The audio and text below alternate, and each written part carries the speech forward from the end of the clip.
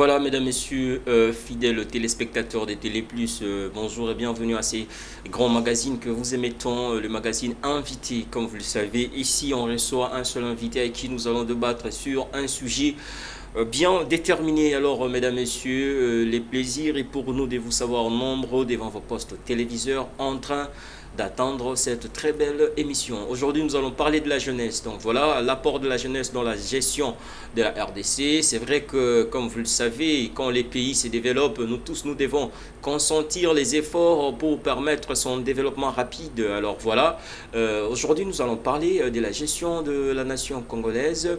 Qu'est-ce que la jeunesse apporte? Vous voyez? Donc voilà, c'est juste là le thème. On va parler de certaines responsabilités des jeunes dans la gestion, dans l'émergence du pays. Et là, nous parlons de la République démocratique du Congo. Aujourd'hui, je ne serai pas seul. Je vais recevoir pour vous un grand encadreur de la jeunesse. Il s'appelle là Monsieur Roy Nzita. Donc, il est le président de la dynamique des jeunes. Donc, le président de la dynamique des jeunes. C'est avec lui donc que nous allons devoir discuter sur ces sujets. Alors, sans plus tarder, j'aimerais lui dire bonjour. Bonjour, monsieur Roy Nzita. Bonjour, monsieur Gabriel. Vous allez bien? Très, très bien. Ouais, je vais également bien, merci. Vous êtes président de la dynamique des jeunes. C'est quoi d'abord la dynamique des jeunes, la structure que vous dirigez? Bah oui, voilà, c'est une structure que j'ai d'abord mis en place depuis, ça fait 2 ans. Ok. C'est une structure qui est composée de plus ou moins 400 à 500 jeunes. Ok. Et dont je suis le président. Nous avons eu à palper beaucoup de points que nous aimerions exposer à tout le monde pour question de mettre les jeunes au parfum de la situation du pays et à éveiller un peu la conscience des jeunes. Ok. Voilà un peu. Mais ces jeunes-là, vous les regroupez comment? Ils sont tous de Kinshasa ou soit vous êtes partout en RDC? Bon, actuellement, je suis d'abord concentré à Kinshasa. À Kinshasa d'abord, ok. Je verrai avec les jours qui viennent comment je ferai pour élargir un peu mon horizon. Mais vous militez pourquoi là-bas? Pourquoi vous mettez ensemble dans la dynamique des jeunes? C'est quoi l'objectif que vous poursuivez en regroupant les jeunes comme ça? L'objectif, elle est simple. Nous savons, nous vivons dans une société, dans une civilisation aujourd'hui. Je prends l'exemple, je prends mon pays, la RDC, dont la majorité de la population, 65% de la population, si on parle en termes de chiffres, sont de jeunes. Et 60% sont de jeunes qui ont au moins 20 ans. Donc, nous vivons dans un temps où la passation de pouvoir est déjà devant notre porte. Et c'est aux jeunes de prendre conscience de leur niveau aujourd'hui, de prendre conscience de tout ce qu'ils doivent entreprendre comme responsabilité pour l'émergence de cette nation. Parce que cette nation a besoin des jeunes aujourd'hui. Mais c'est vrai que les jeunes ont leurs responsabilités, les gouvernements également en ont les siennes. Alors, j'aimerais dire par là, de quelle manière les jeunes peuvent participer aussi au développement du pays? Dans plusieurs modes. D'abord, premièrement, avant d'abord que les jeunes puissent avoir l'idée déjà de comment participer à l'émergence de cette nation, ils doivent d'abord prendre conscience de qui ils sont. Ils doivent prendre conscience de qui ils sont exactement. Oui, d'où ils viennent et où ils en sont maintenant et où ils partent. On ne peut pas directement voir l'émergence et un futur proche. On doit d'abord nous connaître nous-mêmes avant de viser déjà l'émergence, parce que vous savez, on ne dirige pas dans le désordre, il faut de l'ordre. D'abord, il faut se connaître soi-même avant de donner le meilleur de soi. C'est un peu ça. Ok, donc vous êtes là pour conscientiser les autres jeunes, à mieux d'abord prendre conscience d'eux-mêmes, de manière à ce qu'ils soient, n'est-ce pas, en mesure aussi de participer à l'émergence de leur nation. Oui, oui. Donc, en quelque sorte, qu'ils puissent se connaître eux-mêmes. Quels sont leurs talents? Je prends l'exemple aujourd'hui bête. Et quelque chose qui m'intrigue ces temps ici, quand je me promène dans la ville de Kinshasa, vous voyez par exemple au boulevard, il y a beaucoup plus de mendiants, de jeunes. Des jeunes en RDC, pour ne pas extrapoler, je dirais qu'ils sont fainéants, premièrement. On se sous-estime, nous les jeunes. Nous-mêmes, on se sous-estime. On accuse toujours le gouvernement. C'est la faute du gouvernement si nous sommes comme ça maintenant en tant que jeune. Je viens jeune, je crois, qui a présenté, je vois Lista. Il a créé une machine tapis roulant, tapis roulant pour le sport. Okay. Ouais. Donc, ce sont des œuvres. Ce n'est pas tout le monde qui est appelé à être fonctionnaire aujourd'hui. Hein. Oui. Ce n'est pas tout le monde qui est appelé à être fonctionnaire. Chacun de nous a un don particulier. Le jeune doit d'abord se connaître lui-même. Qui je suis. Je suis bon en quoi? Pour donner le meilleur de soi, pour que le pays puisse avancer. Parce que le pays, pour avancer, il a besoin de tout un chacun de nous. La richesse d'un pays, c'est sa population. Et une population dont 65% sont des jeunes. Donc, nous avons une grande part de responsabilité nous-mêmes. D'accord. En tout cas, c'est bien dit. Je suis vraiment content de vous entendre prononcer ces genres de mots. En tout cas, c'est très nécessaire. Je pense qu'il est vraiment capital que les jeunes lui-même d'abord puissent se découvrir quels sont ses talents, quelles sont ses capacités avant d'accuser l'État congolais, avant d'accuser le gouvernement. Donc, selon le président de la dynamique des jeunes avec qui nous sommes sur ce plateau, M. Roy Tchinzita, donc il faudrait que les jeunes savent d'abord, il faudrait qu'ils sachent d'abord quelles sont leurs capacités. Alors, c'est une très bonne chose, mais les jeunes, si je comprends bien, vous voulez dire que chacun, si ça ne marche pas, chacun peut se lancer dans ce qu'il fait le mieux. Donc, si vous pensez que vous êtes bon en tant que cordonnier, il faut le faire. N'attendez pas que le gouvernement vienne vous donner de l'argent comme si la manne tombait du ciel. Donc, si vous pensez que vous êtes, c'est pas moi, un bon cultivateur, il faut cultiver. Donc, les jeunes doivent avoir ce courage-là de se débrouiller quand même eux-mêmes avant d'accuser le gouvernement, c'est ça? Oui, en quelque sorte. Pourquoi je vais vous raconter une petite histoire. J'étais à l'université. Oui. J'ai vu des enfants venir me demander si vous pouvez leur donner 500 francs, 1000 francs. J'ai appelé un jeune là, je l'ai fait asseoir à côté de moi. Je lui ai demandé, toute la journée par exemple, quand tu demandes là, tu peux avoir combien pendant une journée? Oh, 25 000, voire 30 000. Je lui ai dit, après demain, tu viens encore demander. Pourquoi ne pas créer toi-même ton entreprise avec 25 000 commencer, au lieu de demander chaque jour? Ouais, ça te diminue d'une certaine manière.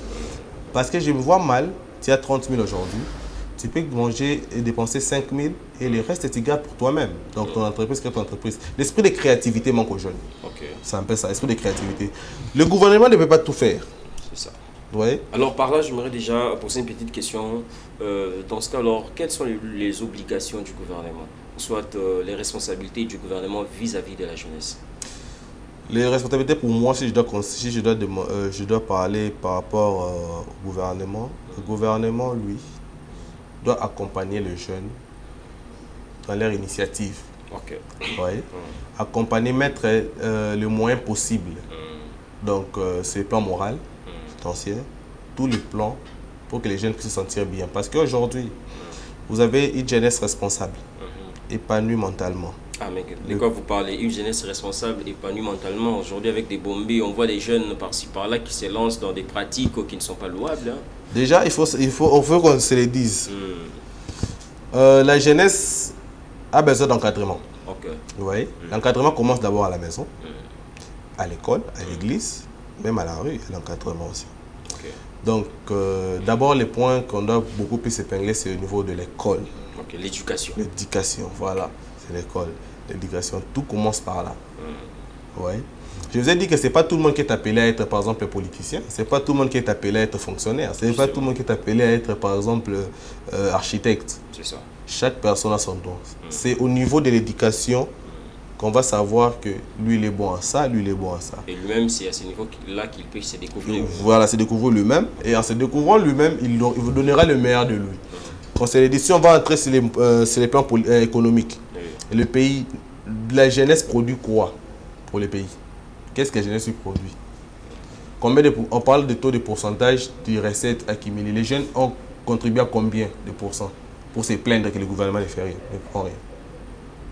Donc c'est un peu ça. Les jeunes lui-même d'abord doivent prendre conscience de qui il est avant d'accuser le gouvernement. Le gouvernement, lui, doit accompagner les jeunes. Donc pour moi, ils doivent créer une organisation qui s'occupera des jeunes. Dans quel sens? Qui sera là pour accompagner les jeunes à leur initiative. Certes, nous avons un conseil national de jeunes qui est dirigé par le président Wamboula. Certes, il est là, mais je demanderai encore une organisation un peu supérieure au niveau même de la présidence lui-même. Parce que pour moi, les présidents de la République, les autorités, pour moi, je ne les appelle pas président. J'appellerai jamais. Je peux appeler le président, mais normalement, pour moi, c'est mon papa. Voilà. C'est notre père. Donc nous, la jeunesse, sommes des enfants du président Félix. C'est lui qui doit être à l'écoute de nous autres. Là. Nous avons des initiatives, nous avons beaucoup de projets. Nous avons besoin d'accompagnement. Pas seulement accompagnement financier, mais accompagnement moral. Quand notre morale est bien, on va donner le meilleur de nous. Ok, merci, je comprends parfaitement. Mais est-ce que vous ne pensez pas aussi qu'il faudrait quand même que les gouvernements s'engagent aussi à bien améliorer les secteurs de l'emploi des jeunes? Parce que c'est aussi ça le problème. Il y a aujourd'hui beaucoup de chômeurs, les gens qui obtiennent leur diplôme de licence, leur diplôme de graduat, leur diplôme d'État, mais qui n'ont pas d'emploi et ils se lancent dans des actes ignobles. Vous voyez, est-ce que le gouvernement ne peut pas aussi penser à bien arranger ces secteurs-là de manière à ce que nous puissions quand même avoir un taux élevé des jeunes qui sont engagés, des jeunes qui travaillent? Parce que des jeunes aujourd'hui qui se livrent à la délinquance juvénile et à beaucoup de choses, ce sont ceux-là qui manquent quoi faire et ils traînent comme ça dans la rue. Les autres même, ce n'est pas par leur propre volonté, mais ils manquent quoi faire. Vous comprenez? Donc, il n'a rien à faire et voilà, il se lance à faire n'importe quoi. Pour moi, ce que je viens de dire, il faut que ces pays soient dotés d'une organisation au sein de la présidence elle-même. Okay. Ouais. Pour un très bon suivi. Oui, pour un très bon suivi des jeunes. Parce que je vous ai dit aujourd'hui, l'emploi des jeunes, les jeunes se voient tous à la fonction publique. Hein. Alors qu'il y a dire quoi quand vous dites ça? Vous faites allusion à quoi? Aujourd'hui, la majorité des jeunes, vous avez des licenciés par exemple qui finissent aujourd'hui. Ils se disent quoi? Que je dois avoir mon numéro matricule et travailler chez l'État. Vous voyez? Alors qu'en soi, lui-même les jeunes peuvent créer. Aujourd'hui, je prends un exemple qui m'a encore plus énervé. Les torches que les Chinois nous vendent là, nous avons des gens qui sont capables de faire ça. Mais ils vont se dire quoi? Moi, je vais au marché par exemple, je vais acheter une torche, on me dit que c'est un Congolais qui a créé. Et on me dit que c'est un Chinois. Je préférerais acheter quoi? C'est des Chinois. Donc ça ne fait pas confiance nous-mêmes. Moi, je demanderais que l'organisation qu'on puisse mettre à pied cette organisation pour les suivis de jeunes. Okay. Donc, vu que le président lui-même avait dit, mon papa, je vais dire, pas le président, lui-même, le président Félix, avait dit qu'il doit être proche de la population. Okay. À travers cette organisation, il sera lui-même proche de la population. Il va comprendre lui-même les soucis de son peuple. Okay. Et il va lui-même comprendre comment organiser les choses avec les jeunes pour que les jeunes se retrouvent eux-mêmes.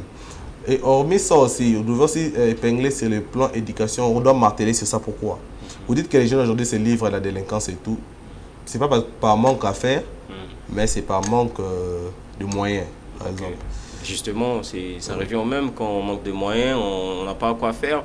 C'est parce qu'on ne fait rien qu'on manque de moyens. Mais si on avait un petit job, une occupation qui pourrait nous générer quand même un certain bénéfice financier, je pense qu'on ne peut pas être dans ces genres d'œuvres-là. Oui, parce que là vous avez tout à fait raison, je vous accorde le droit. Moi, grâce à cette organisation-là, ça sera la solution pour pallier à ce que vous dites là, à beaucoup de choses. Parce qu'une fois l'organisation montée, une personne qui représente les jeunes au niveau de la présidence, ça sera plus facile au président d'être proche de sa population. Et une fois que le président est proche de sa population, c'est le peuple qui gagne. La richesse du peuple, je répète, c'est sa population. Et pour chaque personne jeune, d'abord sa richesse, c'est dans sa tête.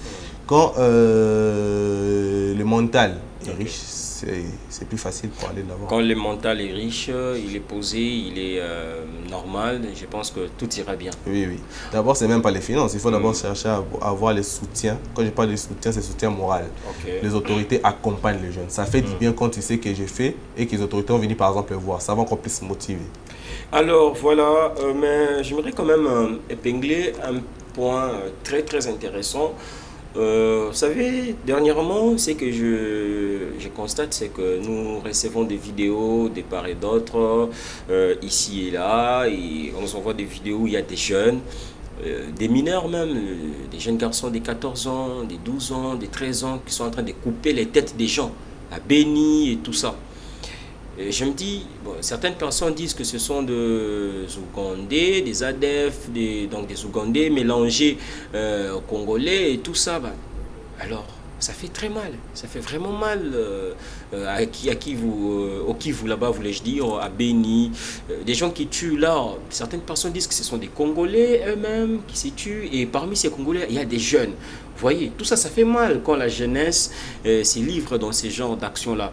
Et je me rappelle, une fois à Lubumbashi, on avait attrapé des mineurs, des bandits mais armés, mais qui sont mineurs.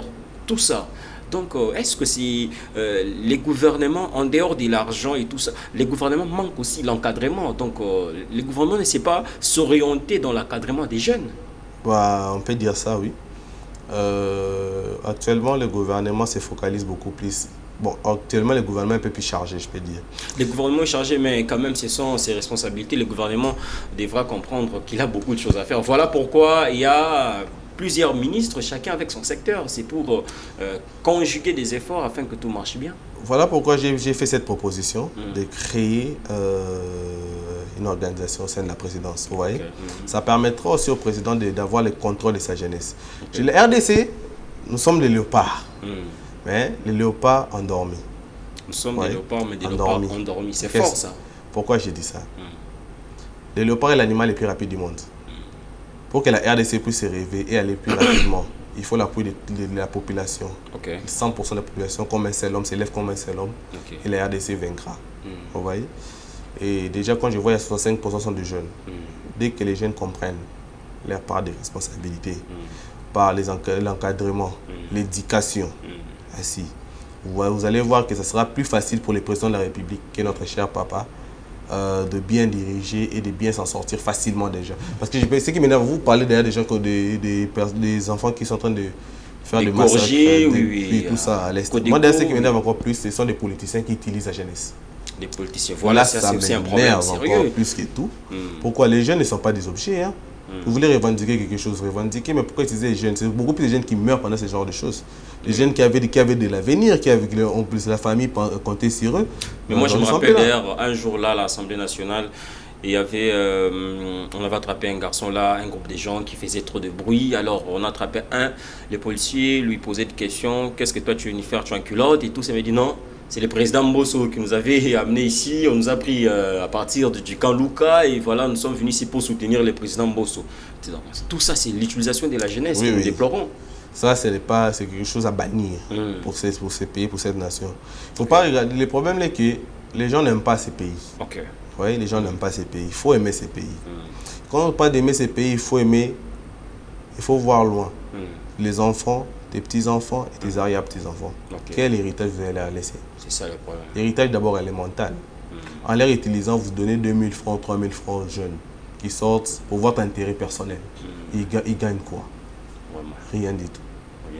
Ce sont des pratiques à bannir. Et alors, vous, en tant qu'encadreur des jeunes, je vous laisse la caméra, regardez la caméra, fortifiez les jeunes, donnez un conseil aux jeunes. Qu'est-ce que vous aimeriez que les jeunes fassent aujourd'hui? Qu'est-ce que les jeunes doivent cesser de faire? Ils doivent se focaliser sur quoi? Alors, vous êtes là, les jeunes Congolais vous suivent.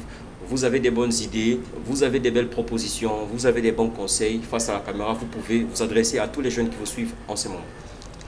Bon, à tous les jeunes de la République démocratique du Congo, moi, votre ami, votre frère, je vous demanderai d'avoir un sursaut d'orgueil sur vous-même, de savoir qui vous êtes, d'où vous allez.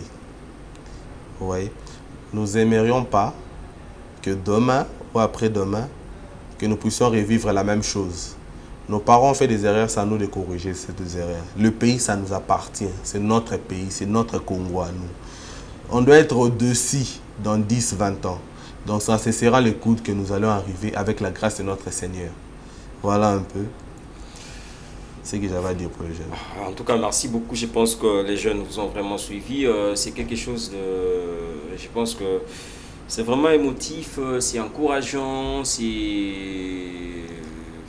Moi, je pense que vous avez essayé un peu de réveiller la conscience des jeunes. Donc, bravo quand même pour ce message. Il est tellement intéressant, je pense que je vous félicite pour ça. Merci beaucoup. Donc, voilà, chers jeunes, vous devez comprendre que ce beau pays nous appartient. C'est notre pays. La RDC, c'est notre pays, nous devons l'aimer. On doit l'aimer.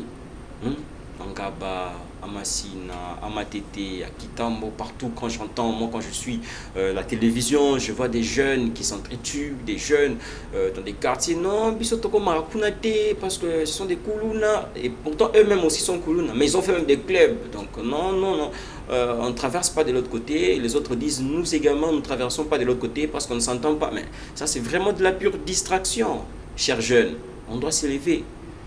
On doit s'élever. Il y a des jeunes qui vous travaillent sérieusement, qui ont des voitures et tout ça. Vous devez, en tout cas, vous devez avoir...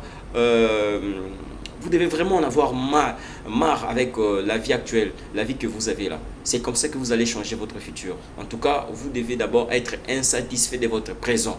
Regardez bien votre entourage. La vie que vous menez aujourd'hui là, c'est quelle vie? Okay? Vous devez être insatisfait, je dis bien insatisfait de votre présent. Et à partir de l'insatisfaction de votre présent, prenez des précautions pour améliorer votre futur. Parce que, en tout cas, pour changer votre futur, vous devez d'abord détester le présent que vous vivez là. Dans la pratique du Kuluna, du phénomène Kuluna, dans les vols, dans l'escroquerie, dans les chômages et tout ça. Hein? Demander à tout moment, mon cher, mon cher, on a l'autre, on va 10 $, trop demander aussi, non. Un jeune doit un peu travailler. On doit se lever. Monsieur Roy a donné beaucoup de choses ici. Il a dit, vous pouvez entreprendre quelque chose. Ça peut vous honorer. Soyez autonome. Ne jetons pas tout au gouvernement. Les gouvernements, non. Nous avons également une part des responsabilités. Un jeune doit également travailler. La vie n'est pas facile partout. La vie n'est pas facile partout. Il faut se battre. Il faut avoir cette volonté-là. Arrêtons avec la distraction. Alors, Monsieur Roy, Tchinzita, nous sommes tendons déjà vers la fin de notre émission. Moi, je pense que le gouvernement, mais je vois quand même il y a des ONG qui soutiennent des jeunes, hein, les ONG. Est-ce que le gouvernement ne peut pas peut-être bien prendre soin de ces ONG-là? Parce que en tout cas en RDC, c'est vrai qu'il n'y en a pas trop. Il y a des ONG qui encadrent la jeunesse. C'est quand même une bonne initiative, non? Quand il y a des ONG comme ça, et ils sont financés, ils appellent quelques jeunes, on leur donne des formations sur différents secteurs. Est-ce que c'est une bonne initiative? Oui, c'est une très bonne initiative. Déjà, j'encourage encore ces ONG de faire encore mieux. Et j'encourage aussi le gouvernement à prendre en compte que le jeune est une priorité. C'est la priorité, la jeunesse. C'est la priorité de demain. Moi, j'ai aimé quand dernièrement j'ai vu l'honorable Jean-Marie Lukulassi qui a fait quelque chose là. Il a regroupé les jeunes et puis il les a soumis à une formation. Et puis après, ils deviennent des autonomes. Chacun commence à se retrouver et à sa manière. Werason également l'a fait, non? À l'époque, à un certain moment, il a regroupé les jeunes, il les a recrutés, il leur a donné des formations sur la maçonnerie, sur beaucoup de trucs. Et voilà, chacun s'est retrouvé dans un domaine précis. Et aujourd'hui, ils sont quand même des responsables.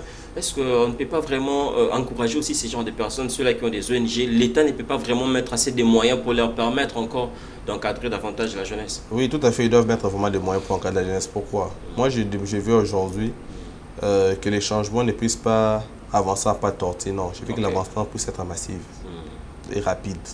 Vous voyez, nous ne sommes pas des tortilles, nous sommes les léopards. Les léopards avancent rapidement. Vous voyez, pour un bon changement, pour un changement radical, aujourd'hui, il faut une jeunesse assise. On incrimine aussi des députés, que les députés, non, ils ne parlent pas pour les jeunes, ils ne font rien, ils ne parlent pas pour la population et tout le reste.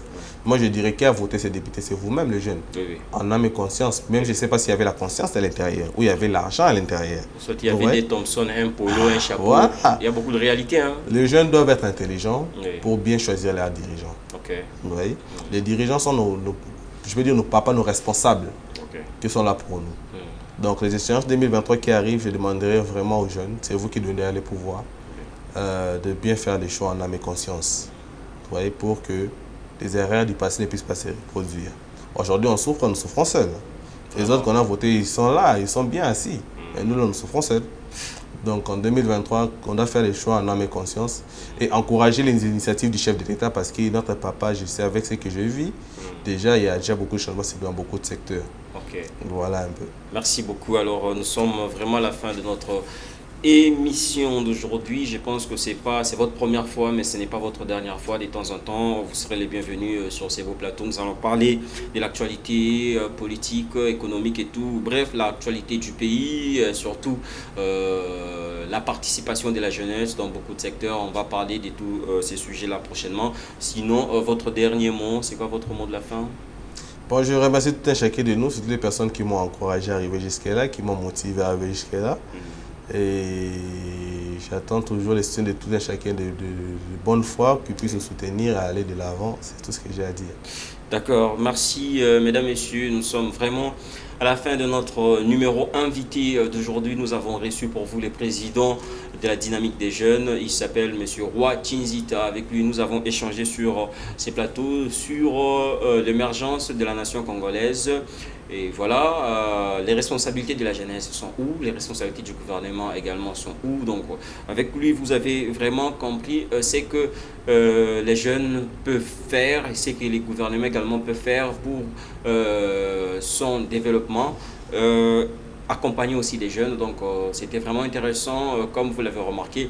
Merci à vous tous pour l'attention soutenue. Elohim, merci notre réalisateur.